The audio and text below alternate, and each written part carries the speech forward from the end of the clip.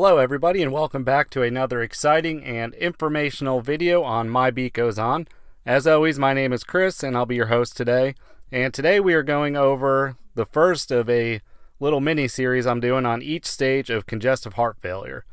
There's 4 stages of congestive heart failure.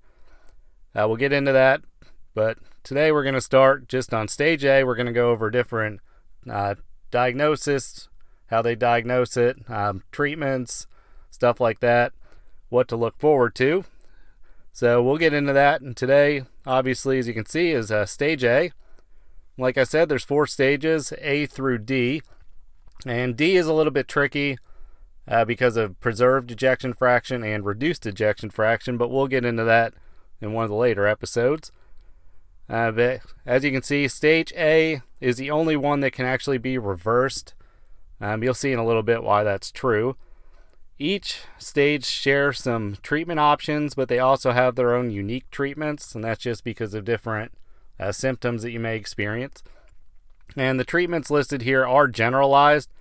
Yours may differ based on your tests, labs, etc., and that's okay. But always question the treatments that you're getting if you have any doubts. And there's nothing wrong that if the doctor doesn't give you the answer that you want, going to find a second opinion.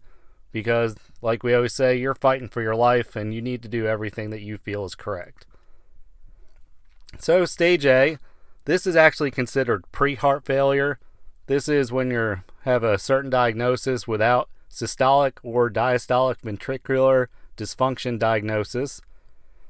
You have one or more of the conditions on the following slides, or you have a family history of heart failure. Some of the qualifying conditions for stage A would be high blood pressure, which could also be called hypertension. You could have high fasting blood sugar, which would be prediabetes or diabetes. Coronary artery disease, which is usually just abbreviated CAD. Metabolic syndrome. History of alcohol abuse. History of rheumatic fever, which is strep throat or scarlet fever that goes untreated, which can cause damage to heart valves, which can eventually lead to heart failure. History of drugs that damage heart muscle, like some cancer drugs. Or, like I said, just simply a family history with none of the above automatically puts you in stage A of heart failure. Some of the treatments we have for stage A. This is a big one where prevention is key. Control everything you can on the previous list. That is the number one way to prevent from progressing to stage B, which turns into the irreversible stages. So what we want to know is how we can do that. The first one is exercise. Cardio and or resistance or weight training with, of course, your physician's approval is probably one of the biggest steps, combined with the next one, which is better nutrition, getting on a diet, or weight loss. But exercise is key because you want to keep the heart healthy, you want to work it out, and a lot of these conditions from the previous slide can actually be reversed or at least helped with exercise. And of course, better nutrition. I don't like to say the word diet just because a diet is something temporary. You want to have better nutrition, which is going to be a lifelong thing. Whatever diet works best for you is great. Just find something that you work with your doctor, find something healthy, something that you can stick with for the long term. And obviously, if you need to, something that's going to help you lose weight. Of course, quitting smoking, that's kind of a given. Obviously, it's not the easiest of any of these to really do. It takes some time and it takes some motivation to do that. You really have to want to be able to quit smoking. But I have a video out, so watch the video on the timelines of benefits of when you quit smoking. This will kind of give you a picture of how long it actually takes from when you take your last puff on a cigarette to how long you actually reduce or eliminate potential problems of smoking. Of course, you want to lower your blood pressure. Like I said, this can be done with diet and exercise. Weight loss can help with this, and for some people like myself, as far as I know, I haven't found anything that can work for lowering my blood pressure to the point of not taking medication. So medications could be on the list for you. I know there are some people that don't like medications or the side effects of it, but A lot of these medications that you're going to be put on, the side effects are probably going to be not as bad as if you just left yourself with high blood pressure, high cholesterol, and all that stuff. Of course, the next one, you want to lower your triglycerides or your LDL, which is your bad cholesterol. If you can't remember this, the way I was taught was the L in LDL can stand for lethal. So if you think lethal, going with bad, then LDL is the bad cholesterol. That's the easy way to remember. And HDL, you can think of the H as high. You want that high. So HDL is the good cholesterol. And of course, this can be changed with exercise, diet, and medication, which I'll say the medication is more for lowering the triglycerides and the LDL.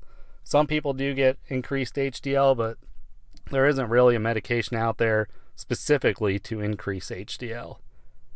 And next one, obviously, if you have prediabetes or diabetes, you want to control your blood sugar.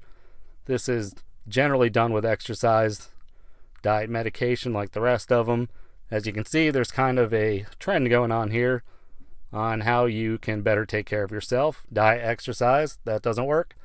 You might have to take some medication for a little while, or it might be lifelong. But either way, you want to get these conditions under control, because the results of them being out of control for a long time are way worse than having to take a couple pills every day.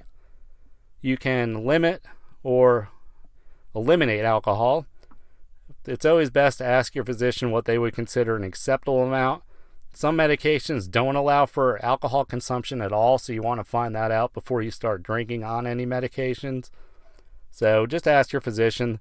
Chances are they'll probably say it's best for none, and they might give you a number like one glass of wine at night, 2 glasses, something like that. But make sure you just listen to what they say, and make sure you follow the recommendations for your medications, because drinking alcohol on certain medications can actually be really bad for you. Then, of course, as we've been saying this whole time, the last thing is treatments is your medication, which you want to find out how much you have to take, when you take it, and follow that to get the best results possible. Medications you might look forward to on stage A to help prevent progressing to stage B. The first ones would be angiotensin converting inhibitors, which are considered or just called ACE inhibitors, or angiotensin II receptive blockers, usually called ARBs. And this is if you have coronary artery disease, high blood pressure, and or vascular or other vascular or cardiac conditions. So this is going to be a lot of blood pressure, heart stuff. Next one is beta blockers, which will help lower your blood pressure. They also, you'll see they're for further on in stages, but they also help the heart pump more efficiently and a little bit easier. So those are always a good thing if you have those. Statins, those help lower triglycerides and LDL cholesterol. We're going to have episodes on statins because there's a whole lot of different issues that people can have with statins. They're, for some people, can be a rough drug. For me personally, I've been taking them for a while and I've had zero issues with them. Some people can take them and immediately they have certain problems with them. So statins are one where we'll do an episode on it. You just want to pay attention to your body when you're taking those. But they are really good at helping lower triglycerides and your LDL cholesterol.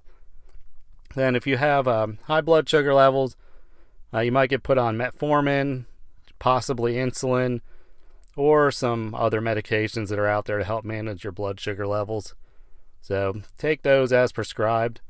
And with all these medicines, we're going to be doing episodes later on individual ones, putting risks, benefits, all that good stuff on it. So keep an eye out for those. I'm not going to get into it now, or this episode would be about 2 hours long, and honestly, nobody's got time to watch a 2-hour YouTube video. So look out for those, but those are some of the medications you can be looking forward to. Now we have questions to ask your doctor. The first one is, am I considered stage A heart failure? Some of them might not say that you are. Technically, if you have these, according to the research I've done, you are considered stage A, but they might not consider or put that diagnosis on you, which is okay, but just keep in mind for yourself that technically you are considered stage A heart failure. Next one is probably one of the more important ones, is what can I do to keep myself from progressing to stage B? And they're probably going to tell you a lot of the same things I told you, which would be changing your diet and exercise, making better nutrition options, exercising more, and taking your medication. But they have a lot more experience at this than I do, so they might have some tips and tricks that can help you along the way as well. The next one is when they recommend, which they probably will recommend, exercise and diet changes. Ask them what the best diet and exercise regimen for you is, and you can always ask them which ones they've seen the most success with. That never hurts to get a starting point, but we're going to get into these in further episodes too. But there's a lot of different options out there, so just because they say one thing, give it a try because they're your doctor. But sometimes if that doesn't work, you may have to tweak it and tailor it to your individual body. So just keep that in mind, but definitely get their advice on what the best of those are.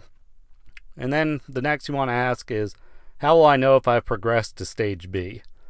Which you'd want to know, and you want to be aware of your body and your symptoms, but sometimes, we don't always know what symptoms correlate to what disease or what process our body is going through.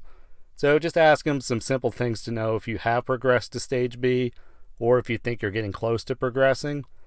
And the last one you might want to ask is if you should see a cardiologist. This is especially if you know you have a history of heart disease in your family. It's probably best to see a cardiologist just because there's a lot of people that, especially when they have a family history, it can hit them hard and it can hit them fast. And there's a chance that if they were seeing a cardiologist beforehand, they might have been able to catch it before it got too bad or it got to a point of hospitalization. So ask them if you should see a cardiologist. I know that the copays and all that nonsense is probably about the worst thing of this, but when it comes to your health, sometimes seeing these specialists beforehand just to stay on top of things is better than waiting until it progresses to the point where you can't go backwards. So those are some of the questions you can ask your doctor. Of course, there's probably a million more, but these are some of the best ones that I can think of to ask. So that's the end of this episode. I hope you enjoyed it. I hope it was informational, answered some questions, and I hope you look forward to the next couple videos on the stages of heart failure. If you did, make sure you subscribe and turn on your notifications. This will be the number one way to let you know when I put out a new video and when it's available so you can watch it. Make sure you hit that like button. This helps YouTube realize that this video has value, since I'm pretty sure nobody at YouTube is watching these videos, since there's about 1 million a day getting put out. So the only way they know there's value is when people hit the like button or leave comments. And this will help other people with heart failure or high blood pressure, problems like that, find these videos, and they can get the questions and answers that they're looking for. So make sure you do that. It'll help everybody else out. It only takes a few seconds just to hit that like button. Leave a comment on suggestions for future episodes or questions that you have about this episode.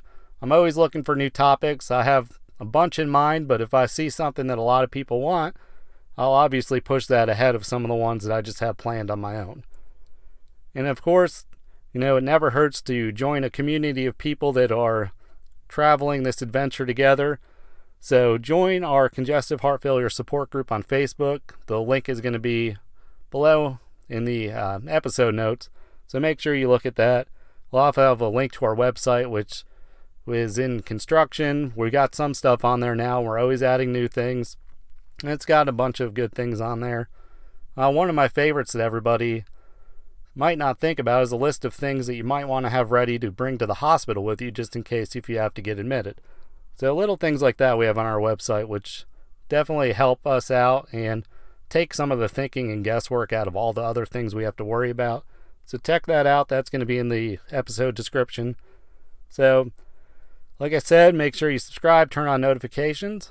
We'll see you next episode with Stage B of heart failure. So until then, keep on smiling and take care.